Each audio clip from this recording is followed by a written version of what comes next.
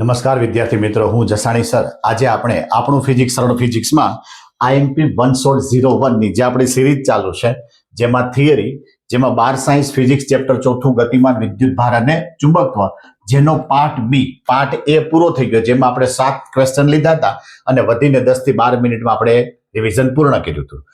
આ વિડીયોની અંદર આપણે ટોપિક જોવાના છે સોલેનોઇડ, પ્રવાહધારિત તાર, ચુંબકીય ટોર્ક, ચુંબકીય ડાયપોલ અને ગેલ્વેનોમીટર.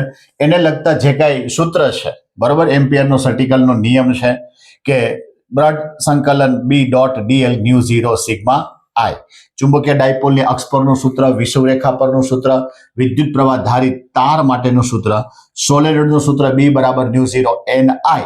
આવી રીતે ગાયરોમેટિક મેગ્નેટિક રેશિયો E/2me, જેની કિંમત આપણે યાદ રાખવાની 8.8 ગુણ્યા 10 કુલમ પર કિલોગ્રામ. બે સમાંતર તાર હોય અને જો એ પ્રવાહધારિત હોય તો એના માટે બળનું સૂત્ર, અને છેલ્લે ગેલ્વેનોમીટરની સંવેદિતાના સૂત્ર આપણે યાદ રાખવાનું છે. તો આની સંપૂર્ણ જે કાંઈ ક્વેશ્ચન છે, ક્વેશ્ચનની માહિતી જેટલું બોર્ડને જોઈએ એટલું જ આપણે લખાણ આપ્યું છે. તો આ વિડીયો દરેક વિદ્યાર્થીને ફાયદાકારક થાય તેના માટે અમારી જે ચેનલ છે, જસાણી એજ્યુકેશન ચેનલને લાઈક કરો, શેર કરો અને સબસ્ક્રાઇબ કરવાનું પણ ભૂલતા નહીં.